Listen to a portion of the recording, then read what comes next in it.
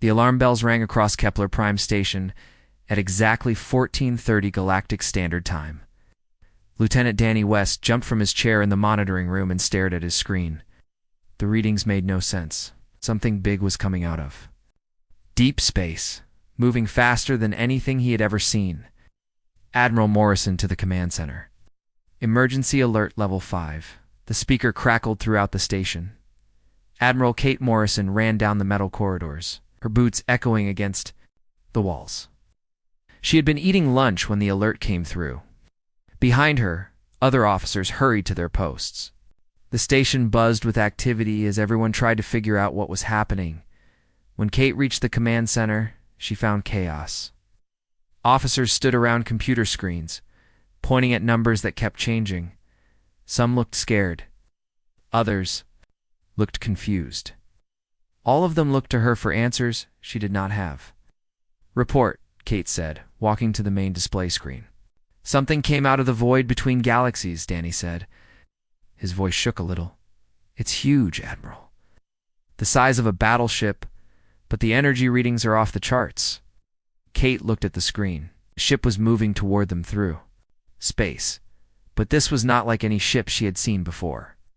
The hull seemed to glow with its own light. Strange patterns moved across its surface like water flowing over metal.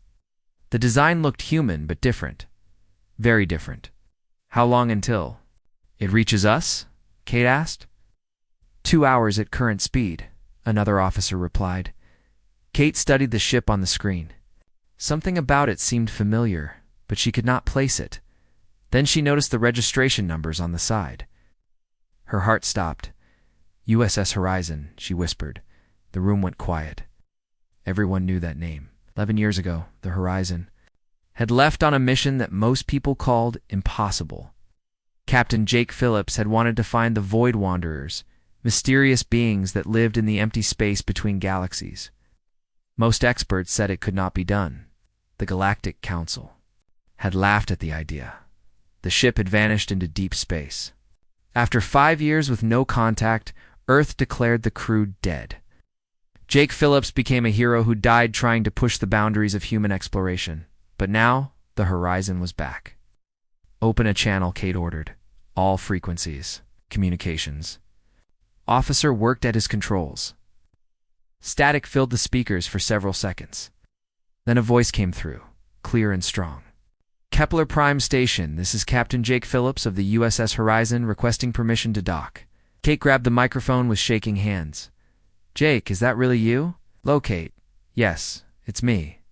We're coming home." The voice sounded like Jake, but something was different. It carried a weight that had not been there before, like someone who had seen things that changed them forever. "Jake, where have you been? It's been 11 years. We thought you were dead." "We found them, Kate. We found the Void Wanderers. And they found us." Kate felt her legs go weak. She sat down in the nearest chair. Around her, the command center. Staff stood frozen, listening to every word. "Are you alone?" "What about your crew?" "They're all here. Lisa, Sam, Amy, Ryan, all of them. We're all coming home." Kate knew those names. Commander Lisa Hayes, the weapons expert who could hit a target from a million miles away. Chief Engineer Sam Carter, who could fix anything with spare parts and determination. Navigator Amy Brooks, who had memorized every star chart in the galaxy. Dr. Ryan Clark, the scientist who studied alien life forms. "Jake, your ship looks different. What happened out there?" There was a pause. When Jake spoke again, his voice was quieter. "We learned things, Kate, about the universe, about ourselves, about what humans can become." On the screen, the horizon grew larger as it approached. Kate could see more details now. The hull was made of metal that seemed to shift colors as she watched. Energy patterns flowed across its surface like living things. The ship moved through space without visible engines, as if it was riding invisible currents. "Admiral," the sensor officer called out.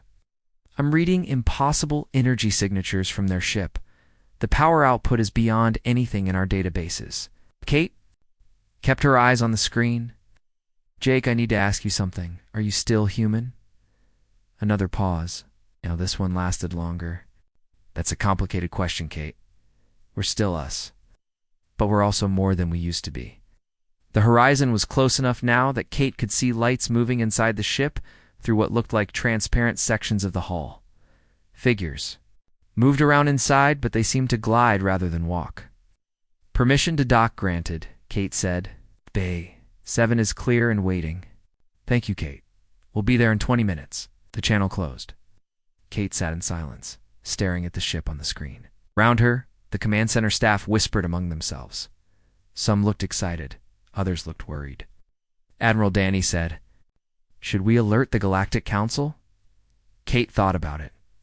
The council included representatives from dozens of alien species, the Zephyrians with their crystal bodies and ancient wisdom, the Collective with their shared minds and millions of voices, the Ethereals who were made of pure energy and thought themselves superior to all other life.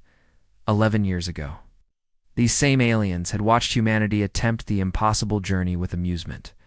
They saw humans as young and reckless, barely advanced enough to be allowed in galactic society. The mission to find the Void Wanderers had been seen as proof of human foolishness. Now, the impossible had happened. The humans had returned. Not yet, Kate said. Let's hear what they have to say first. She stood up and walked toward the docking bay. Behind her, the command center continued to buzz with activity, but Kate's mind was focused on one thing. In 20 minutes, she would see her old friend Jake Phillips again, the man who had vanished into the void and somehow found his way back. She wondered what he had become in the darkness between the stars. The docking bay doors opened with a loud hiss. Admiral Kate Morrison stood behind the safety barrier with 20 security guards, watching as the USS Horizon settled into place. The ship looked even stranger up close. The metal hull rippled like water and strange symbols appeared and disappeared along its sides. When the airlock opened, Captain Jake Phillips stepped out first. Kate's breath caught in her throat. He looked the same, but different. His hair was still brown, his face still carried the same smile she remembered. But his eyes had changed. They seemed deeper, like they held secrets from the edge of the universe. Behind him came his crew. Commander Lisa Hayes walked with perfect balance as if gravity meant nothing to her. Chief Engineer Sam Carter carried tools that hummed with their own power. Navigator Amy Brooks moved like she was dancing to music only she could hear. Dr. Ryan Clark held a data tablet that showed images Kate had never seen before. "Hello, Kate," Jake said. His voice was calm but carried a weight that made everyone in the docking bay pay attention. Jake. Kate stepped forward and hugged her old friend. He felt solid and real, but when she touched him, she felt a small electric shock. Welcome home. 2 hours later, they sat in the secure briefing room on Kepler Station. Kate had called together the senior staff, but she kept the alien representatives out for now. This conversation needed to happen between humans first. "Tell me everything," Kate said. Jake looked at his crew. They all nodded. "We found them," he said. "The Void Wanderers are real. They live in the space between galaxies in the darkness where no stars shine." Dr. Ryan Clark activated his data tablet. The wall screen filled with images of space unlike anything Kate had ever seen. Instead of empty blackness, she saw structures made of dark matter, beings of impossible size drifting through the void. "They're ancient," Ryan said. "Older than our galaxy. It's older than most galaxies. They've been alive since the universe was young." "What do they look like?" Kate asked. "They don't have bodies like we understand them," Amy Brooks answered. "They're made of the space between atoms, of forces we don't have names for. Some are the size of solar systems. Others stretch across light years." Sam Carter leaned forward.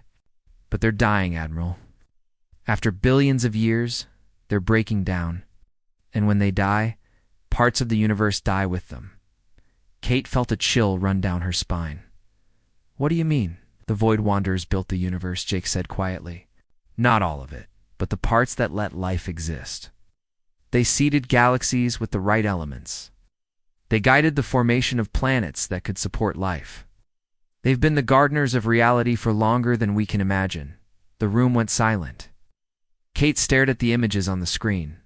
Beings of impossible size and age, shepherding the growth of entire galaxies like farmers tending crops. Why are they dying? She asked. Time, Lisa Hayes said. Even beings like them can't live forever. Their energy is running out. Their ability to hold themselves together is failing.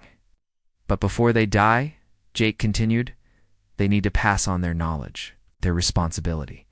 They've been looking for successors. Kate understood immediately. They chose you. They chose humanity, Ryan corrected. Not just us, our entire species. Why us? Kate asked. There are species in this galaxy that are millions of years older than humans. The Zephyrians have been civilized since before Earth had complex life. Wow. The ethereals claim to understand the fundamental forces of reality. Sam laughed, but it was not a happy sound. That's exactly why they didn't choose those species. The Zephyrians are too rigid. They think in patterns that haven't changed in a million years. Collective can only think as one mind. The ethereals are so detached from physical reality that they've forgotten what it means to struggle. But humans, Amy said, humans are different. We're chaotic. We adapt. We can hold two opposite ideas in our heads at the same time, and somehow make them both work. Jake nodded. The Wanderers tested thousands of species over millions of years. Most failed because they couldn't change. They were too set in their ways, too specialized, too perfect at being what they already were. Humans are messy, Lisa added. We make mistakes. We fight among ourselves. We dream of impossible things and then figure out how to make them real. The Wanderers said that's exactly what they needed. Kate looked around the room at these four people she had known for years. They looked human, but she could sense something different about them now. The way they moved, the way they spoke, even the way they breathed seemed more controlled, more purposeful. What did they do to you? She asked. The crew exchanged glances. Ryan answered first. They changed us. It's our DNA, our brains, our understanding of reality. We can see things now that we couldn't see before. 11 dimensions instead of 3. We can touch quantum forces with our minds. Sam held up his hand. Kate watched in amazement as he seemed to reach into empty air and pull out a small device made of metal that gleamed like silver but felt warm like living tissue. We can create matter from quantum vacuum, Sam said. We can manipulate gravity, bend space, communicate across any distance instantly. But the biggest change, Jake said, is up here. He tapped his temple. We understand now how everything connects. How the movement of an electron on Earth affects the spin of a star in another galaxy. How consciousness shapes reality just by observing it.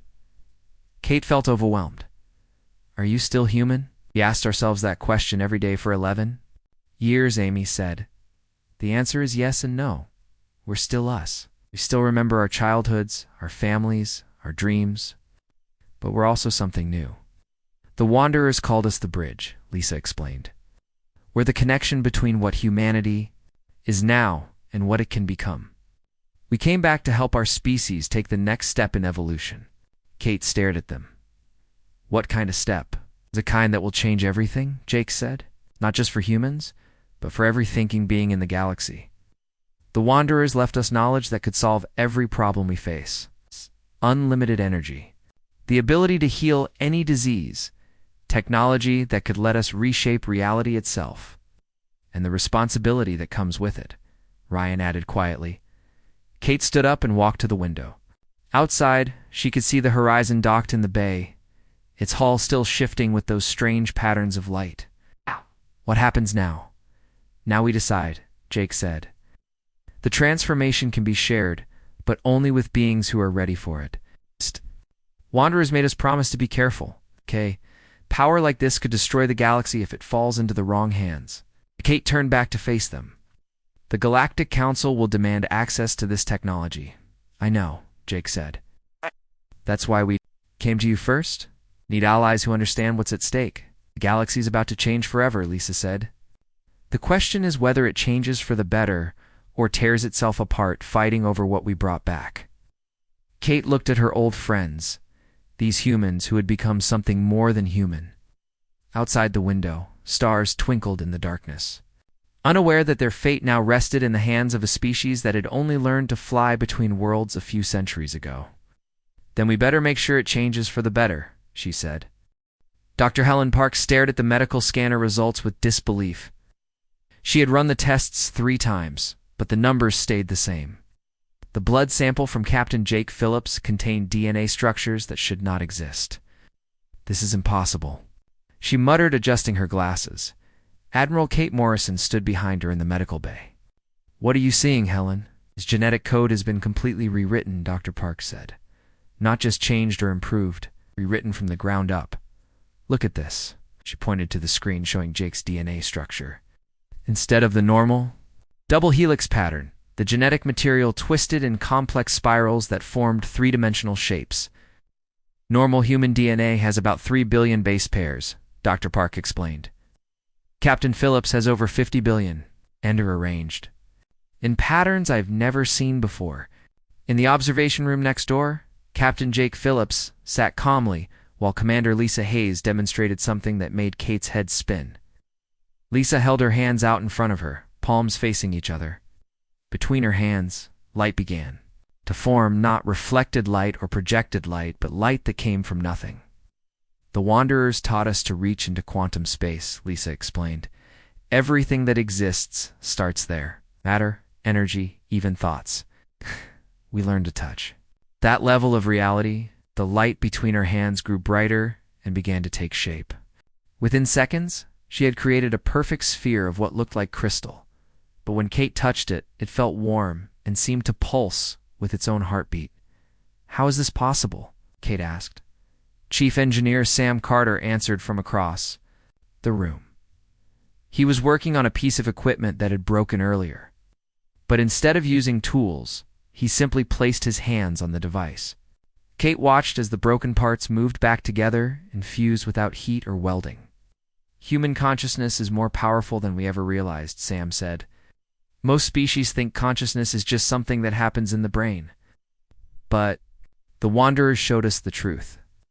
Consciousness shapes reality. When you observe something, you change it just by looking." "Quantum mechanics," Dr. Ryan Clark added, was studying data on a tablet that showed impossible readings. "Scientists on Earth discovered pieces of this theory centuries ago. The observer effect.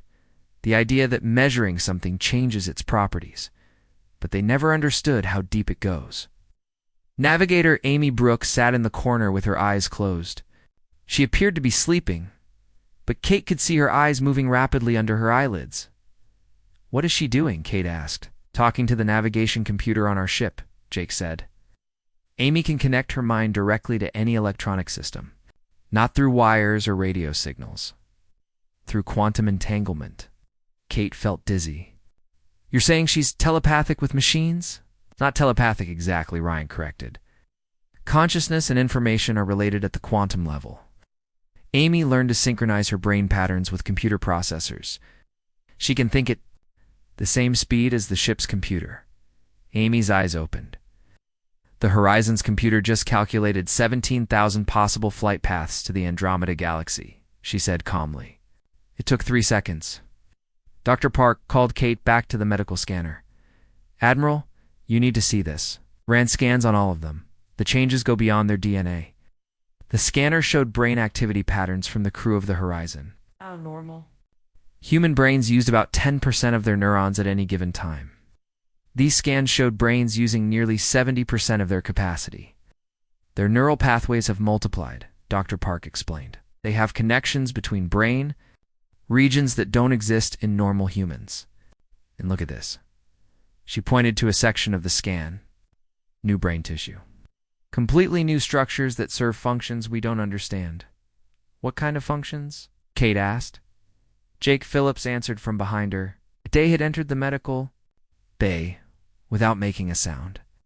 "We can process information faster than any computer. We can see electromagnetic radiation across all frequencies. We can sense gravitational fields like you might feel wind on your skin. But the most important change," Lisa Hayes said, "joining them, is that we can see connections. How everything in the universe relates to everything else." Sam Carter nodded. A butterfly flapping its wings on Earth really can affect weather patterns on planets light years away. We can see those connections now. We can trace how one small action ripples through space and time. Kate looked at the 4 members of the Horizon crew. What did the transformation feel like? The crew exchanged glances. Amy Brooks spoke first. Like waking up from a dream. Imagine you spent your whole life seeing only in black and white. Then suddenly you could see every color that exists. It was terrifying at first, Ryan admitted. The amount of information flooding into our brains every second almost drove us insane. We had to learn to filter it, to choose what to pay attention to. The Wanderers helped us, Sam said. Ow. They guided us through the process over several years, slowly expanding our abilities so we could adapt to each new level of awareness. But we lost things too, Lisa said quietly. Emotions became harder to feel. We had to work to remember what it was like to be afraid or excited or sad. Sometimes we feel more like living computers than people. Jake sat down heavily in a chair. The hardest part was staying human. The transformation wanted to make us into something like the Wanderers. Pure consciousness, without physical bodies. We had to fight to keep our humanity.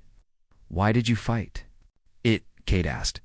Because humanity needs bridges, Amy said. The Wanderers realized that if they changed us too much, we wouldn't be able to help other humans make the transition. We had to stay human enough to understand both sides. Dr. Park studied her scanner readings. How many humans could survive this transformation? Not many, Ryan said honestly. It's maybe 1 in 1,000. The process is dangerous, requires a very specific type of mind.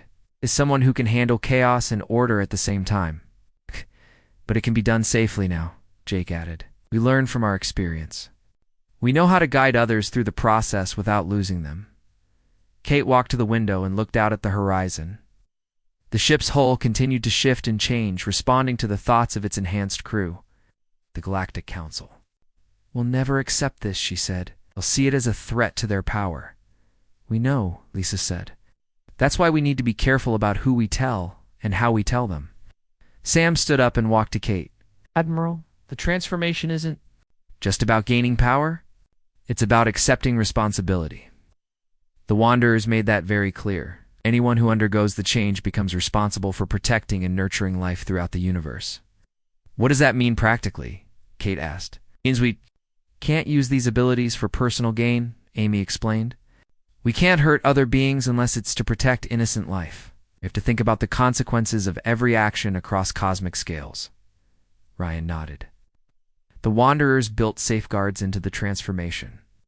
If someone tries to use these powers for selfish purposes, the abilities start to fade away. Natural selection at the cosmic level, Jake said.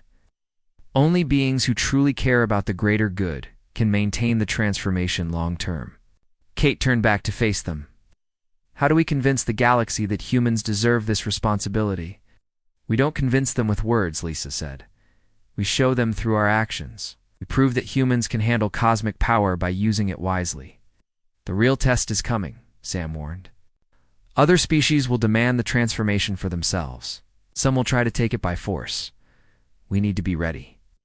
Kate looked at each of them in turn. These 4 people had become humanity's greatest asset and potentially its greatest danger. The choices they made in the coming days would determine whether the human race rose to become guardians of the galaxy, or whether they would face a war that could destroy everything they had built. Then we better make sure we're ready, she said. The news spread across the galaxy faster than light itself. Within hours of the Horizon's return, every major species knew that humans had achieved something impossible. Communication networks buzzed with rumors, fears, and demands for answers. Admiral Kate Morrison stood in the communications center on Kepler Station, watching as message after message flooded in from across the galaxy. Her staff worked frantically to sort through the incoming calls, but the volume was overwhelming.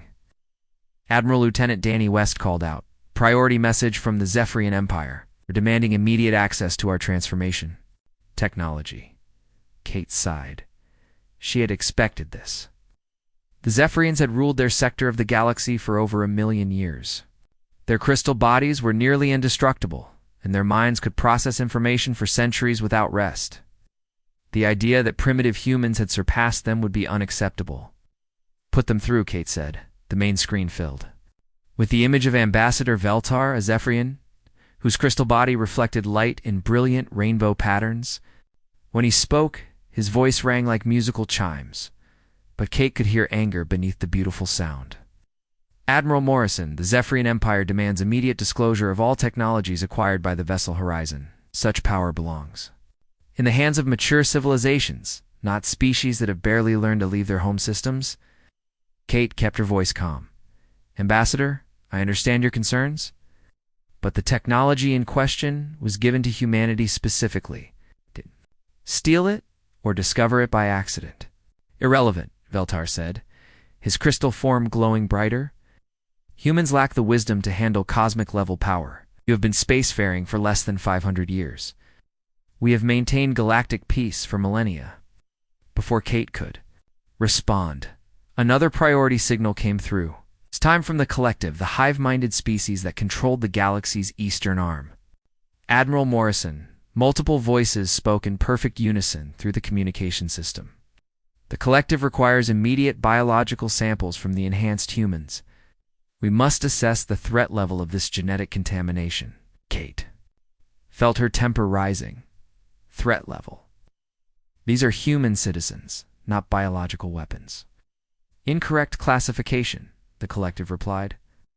Enhanced humans represent a potential disruption to galactic stability. Proper analysis and containment protocols must be implemented immediately. A third signal interrupted the conversation. Ethereal beings of pure energy who considered themselves the galaxy's philosophers appeared as shifting patterns of light on the screen. The transformation of human consciousness is an abomination, their spokesperson declared. Natural evolution proceeds over millions of years for good reason. This artificial acceleration threatens the cosmic order itself. Kate looked around the communications center. Staff members were fielding calls from dozens of other species. All of them demanded the same things: immediate access to the transformation technology, control over the enhanced humans, or complete disclosure of everything the Horizon crew had learned. Cut all communications, Kate ordered. I need to think. Screens went dark. The room fell silent except for the hum of equipment and the quiet conversations of her staff. Captain Jake Phillips entered the communications center. Behind him came the rest of his crew. They moved with that same fluid grace Kate had noticed before, as if they were walking through water instead of air. How bad is it? Jake asked. Every major power in the galaxy is demanding access to your technology, Kate replied. The Zephyrians want to confiscate it. The collective wants to study you like lab rats. The Ethereals think you're a cosmic mistake that needs to be corrected. Commander Lisa Hayes shook her head. They don't understand. The transformation isn't like a weapon or a tool that can be stolen. It requires a fundamental change in thinking. Try explaining that to a million-year-old crystal being who thinks humans are barely evolved apes, Kate said. Dr. Ryan Clark activated his data tablet. Admiral, we've been monitoring galactic communications since we returned. The political situation is deteriorating rapidly. The tablet's screen showed a map of the galaxy with different colored areas representing various species' territories. Red zones marked areas of increased military activity. The Zephyrians have moved 3 battle fleets toward human space, Ryan reported. The collective has dispatched bioships to monitor human colonies. The Ethereals are forming some kind of cosmic tribunal to judge whether our transformation should be allowed to continue. Navigator Amy Brooks stepped forward. There's something else, Admiral. We're detecting unusual gravitational patterns near several human colonies. Someone is building up for military action. Chief Engineer Sam Carter nodded grimly. Our enhanced senses can detect things normal sensors miss. There are cloaked ships moving through human space. Lots of them. Kate felt a chill run down her spine. Are we looking at a war? It's possible, Jake said. Fear makes people do stupid things. And right now, every species in the galaxy is afraid of what humans might become. Can't we just share the technology? Kate asked. Give them what they want? Lisa shook her head. It doesn't work that way. The transformation requires very specific, mental and emotional qualities. Most alien species can't handle it. The Zephyrians are too rigid, Amy explained. Their minds work in fixed patterns that haven't changed in millions of years. The transformation requires adaptability. The collective shares one mind across billions of bodies, Sam added. The transformation is based on individual consciousness. It would destroy their hive structure, okay? And the ethereals are pure energy beings, Ryan said.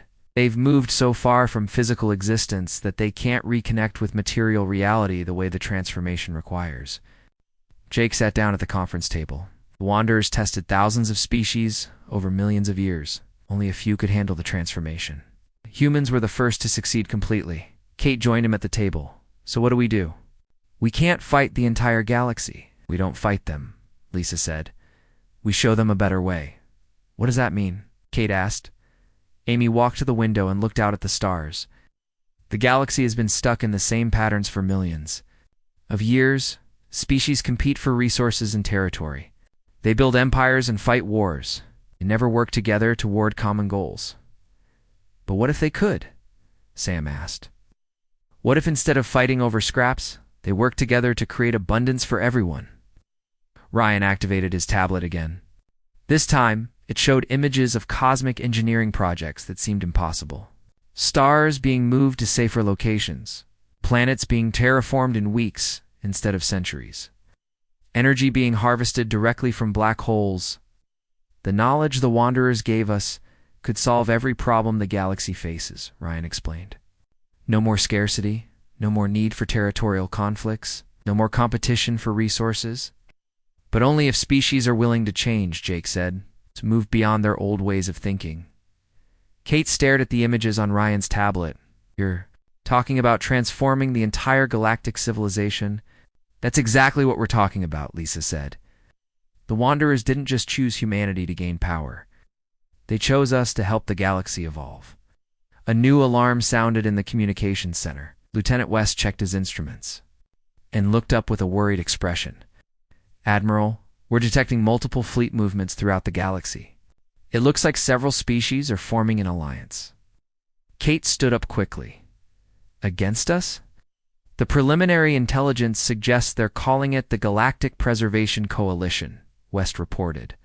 Their stated goal is to contain the human anomaly before it destabilizes the cosmic order. Jake and his crew exchanged glances. Kate could see them communicating without words, some kind of mental connection that normal humans couldn't access. How much time do we have? Kate asked.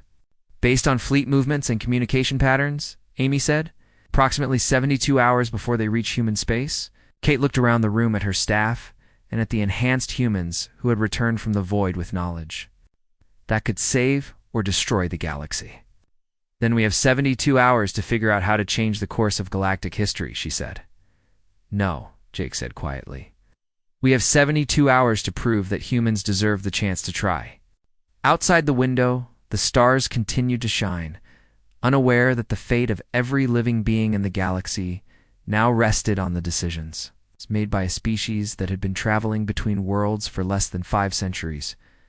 The test was coming, and humanity would either rise to meet the challenge or be crushed by forces beyond their imagination. The attack came without warning at dawn on Colony 7, humanity's newest settlement on the edge of the galaxy. Massive ships dropped out of hyperspace like falling mountains, their hulls black as night and bristling with weapons that could crack planets. The Andromedans had arrived. Admiral Kate Morrison watched the assault from the command center on Kepler Station, her hands gripping the edge of the control panel until her knuckles turned white. The alien fleet consisted of 12 dreadnoughts, each one the size of a small moon. Their energy signatures were off the charts. Admiral Colony 7 is requesting immediate assistance, Lieutenant Danny West reported. The Andromedan fleet has them completely surrounded. Kate turned to Captain Jake Phillips, who stood calmly beside her despite the chaos erupting around them. Jake, there are 50,000 people on that colony. Families, children, scientists who just wanted to study distant stars. I know, Jake said quietly. His enhanced crew stood behind him, their faces showing the same unnatural calm. We're going to help them, How? Kate demanded. That's the most powerful war fleet in the galaxy. The Andromedans have been fighting for 10,000 years. Our ships could turn Colony 7 into dust in minutes. Commander Lisa Hayes stepped. Forward, Admiral. We need you to trust us. What we're about to do might look strange, but please don't interfere. On the main screen, the Andromedan fleet moved into attack formation around Colony 7. The human colony's defenses were pitiful. Compared to the massive alien warships, 3 small patrol boats and a handful of defensive satellites against an armada that had conquered half the galaxy. Chief Engineer Sam Carter walked to the nearest computer terminal. Instead of using the keyboard, he placed his hands directly. On the screen, Kate watched in amazement as his fingers seemed to merge with the display, connecting directly to the station's systems. I'm linking with the horizon, Sam said. Preparing for quantum displacement. Navigator Amy Brooks closed her eyes and began to glow with a soft blue light, calculating gravitational currents between here and Colony 7. Distance is 3.7 light years. That's impossible, Kate said. No ship can travel that far instantly. Dr. Ryan Clark smiled. Normal ships can't. But the horizon isn't normal anymore. Through the station's windows, Kate could see the horizon beginning to change. Hull flowed like liquid metal, reshaping itself into configurations that hurt to look at. Geometric patterns that seemed to fold space around them. The vessel grew larger, then smaller, then larger again, as if it couldn't decide what size it wanted to be. Jake, what's happening to your ship? Kate asked. We're preparing to step outside normal space, Jake replied. The Wanderers taught us to move through dimensions that most beings can't even perceive. On the screen showing Colony 7, the situation was getting desperate. The Andromedan fleet commander, a warrior named Vexfer, was broadcasting demands for the colony's immediate surrender. Humans of Colony 7, his voice boomed across all frequencies. You will submit to Andromedan authority? Your species has acquired power that threatens galactic stability. We cannot allow this contamination to spread. The colony's governor, a woman named Mary Gibson, responded with shaking voice. We're just scientists and farmers. We have no weapons, no enhanced technology. Please, we have children here. Your innocence is irrelevant, Dexfer replied coldly. The enhanced humans must be contained before they destroy everything we have built. Suddenly, space around Colony 7 began to ripple like water. Reality itself seemed to bend and twist. Then the horizon appeared. It's not flying through space, but simply existing where it had not existed a moment before. The Andromedan sensors went crazy. Their weapon systems locked onto the human ship, but the targeting computers couldn't get a solid reading. The horizon seemed to exist in multiple places at once. Captain Jake. Phillips opened a communication channel that reached both the Andromedan fleet and Colony 7 simultaneously. Commander the Exfer, I am Captain Phillips of the USS Horizon. You will withdraw your forces from this system immediately. Exfer. Laughter boomed through space.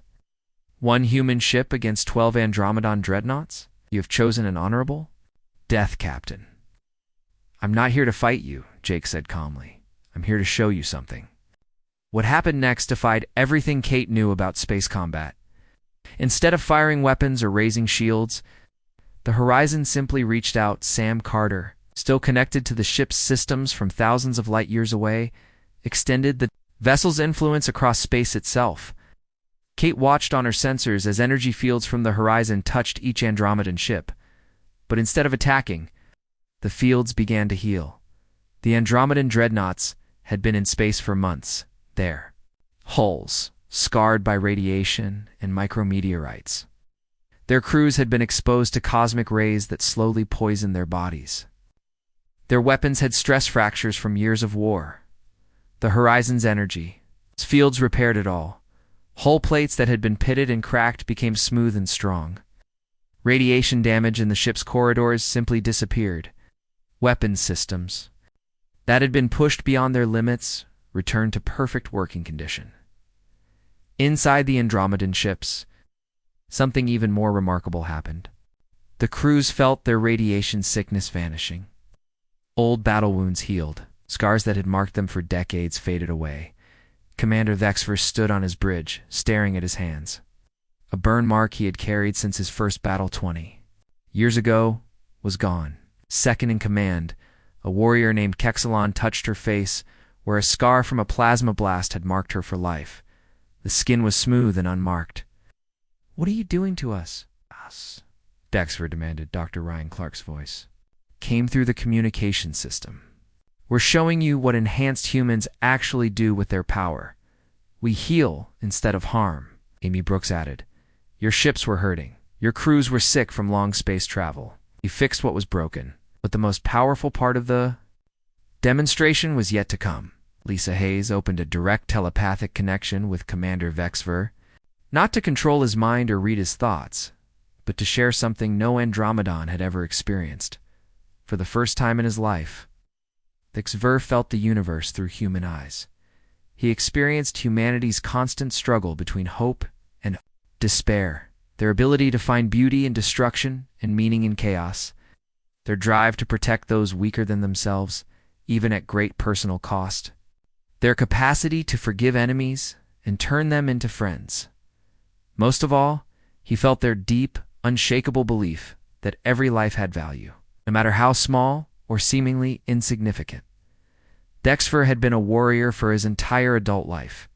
He had conquered hundreds of worlds and commanded respect through strength and fear. But in that moment, connected to human consciousness, he felt something he had forgotten during centuries of warfare. He felt compassion. Tears ran down the Andromedan. Commander's face as he experienced emotions his species had abandoned long ago.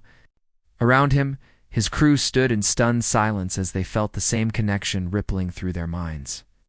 "Why?" Dexfer whispered. "Why show us this? We came here to destroy you." Jake Phillips answered gently, "Because that's what humans do. We try to understand our enemies instead of simply defeating them. We look for ways to turn conflict into cooperation."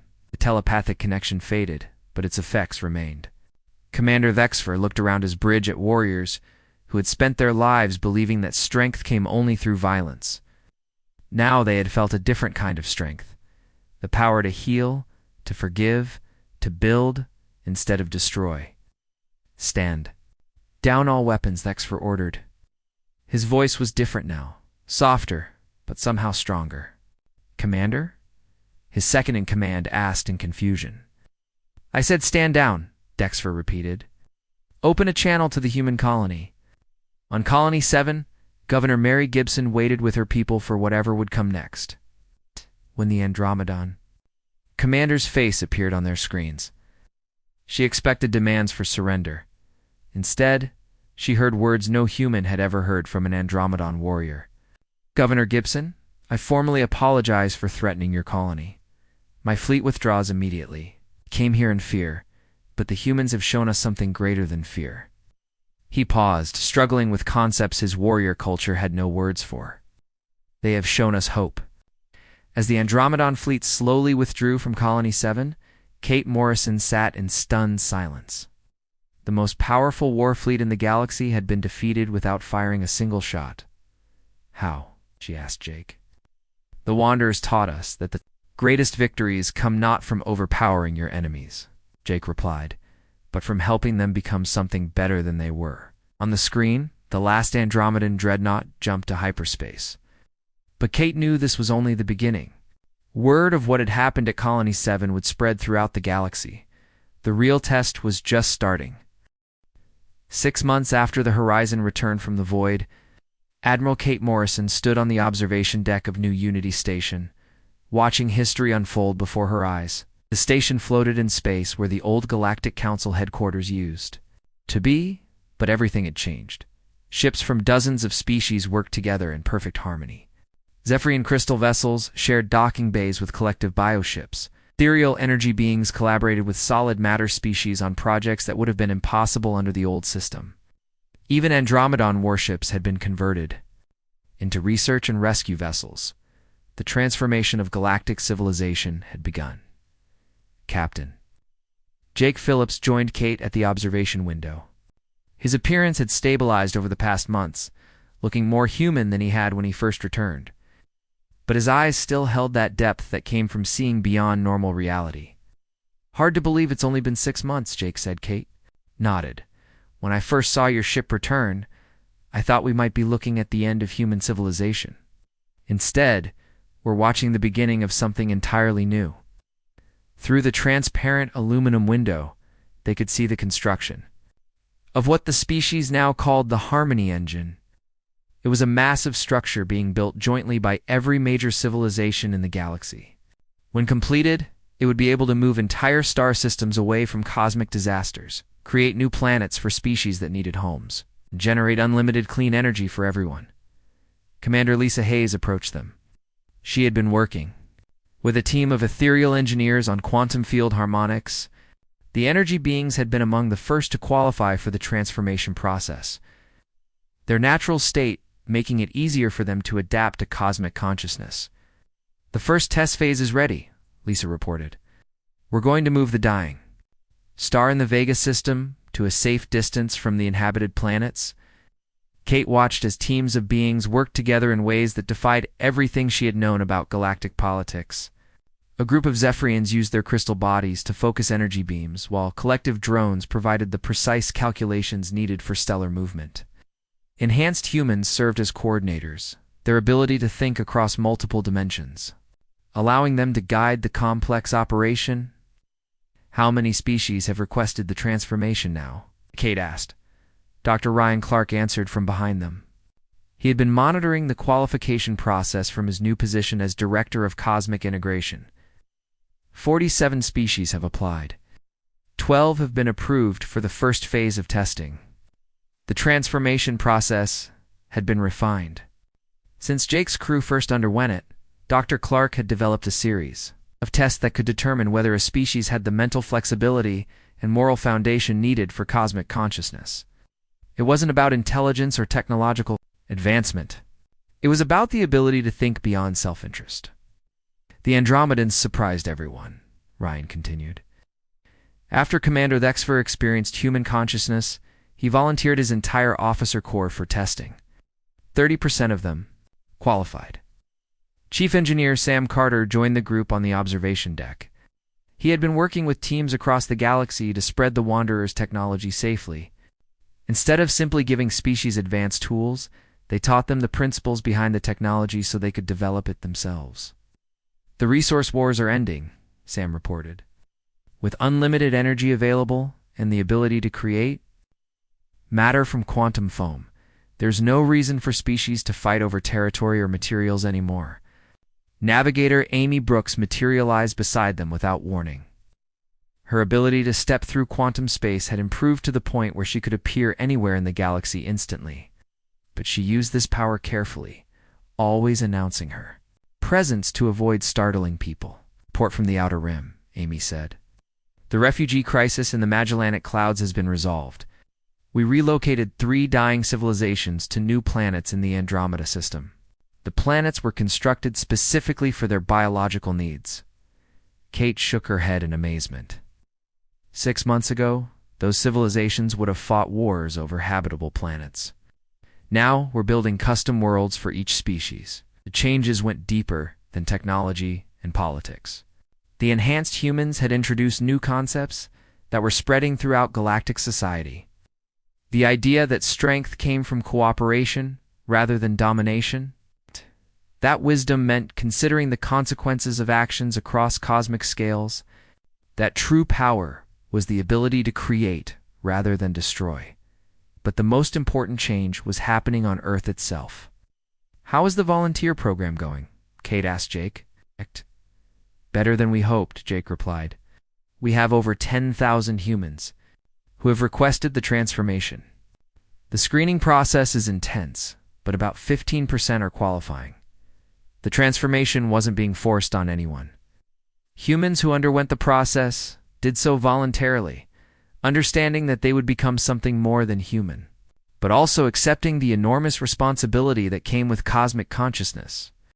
The enhanced humans are establishing schools throughout human space, Lisa added, not just to teach the transformation process, but to help regular humans understand their role in the new galactic order. What role is that? Kate asked Ryan. Smiled. Humanity's greatest strength was never our technology or our intelligence. It was our ability to bring out the best in others. Enhanced humans can guide cosmic-level projects, but regular humans are the ones who help other species remember what it means to have hope. Through the observation window, Kate could see a group of human children playing with young beings from 6 different species. They were floating in zero gravity, their laughter echoing through the station's corridors. The children didn't care about the political implications of their friendship. They simply enjoyed being together. "The Wanderers would be proud," Amy said softly. Jake nodded. They spent millions of years looking for a species that could unite the galaxy. Not through conquest or control, but through understanding and compassion. Communication alerts sounded throughout the station. The voice of the station's AI, which had been enhanced with consciousness-expanding algorithms, spoke to everyone aboard. "Attention all residents. The Harmony engine test is beginning. Stellar. Relocation of Vega Prime will commence in 60 seconds. Kate and the others moved to the main observation lounge, where beings from dozens of species gathered to watch the historic moment. Zephyrians stood beside collective drones. Ethereal energy patterns danced around solid matter beings. Dromedans, who had once been warriors, now served as protectors of weaker species. At the center of it all stood the enhanced humans, no longer alone in their cosmic awareness. They had been joined by transformed members of other species, creating a growing community of beings who thought beyond planetary or even galactic boundaries. The Harmony engine, activated with a brilliant flash of light that could be seen across several star systems. In the distance, Vega Prime began to move, slowly and carefully guided away from the planets it had threatened to destroy with its expansion. The operation that would have been impossible 6 months ago was now routine, as the dying star found its new home in empty space. Safely away from all inhabited worlds, cheers erupted throughout the observation lounge. Beings who had been enemies for millennia celebrated together as partners in the greatest engineering project the galaxy had ever seen. Kate Morrison watched the celebration and thought about how far they had all come, humanity had ventured into. The void between galaxies as explorers seeking knowledge. They had returned as teachers, showing the galaxy that cooperation could accomplish what conflict never could. The enhanced humans moved through the crowd, not as rulers or leaders, but as guides, helping others discover their own potential for greatness. They had learned that true power wasn't about becoming superior to others. It was about helping everyone rise together. Outside the station, the stars shone brighter than ever before. The galaxy was no longer divided into competing empires and suspicious alliances. It had become a community of species working together to nurture life throughout the universe. The void. Wanderer's final gift to the galaxy had been the understanding that consciousness and compassion were the most powerful forces in existence. In choosing humanity as their inheritors, they had found a species willing to share that gift with everyone. The age of galactic warfare was over. The age of cosmic cooperation had begun, and it all started with humans who dared to venture into the darkness between the stars, seeking not conquest but understanding, and returning home with the wisdom to transform not just themselves but the entire galaxy.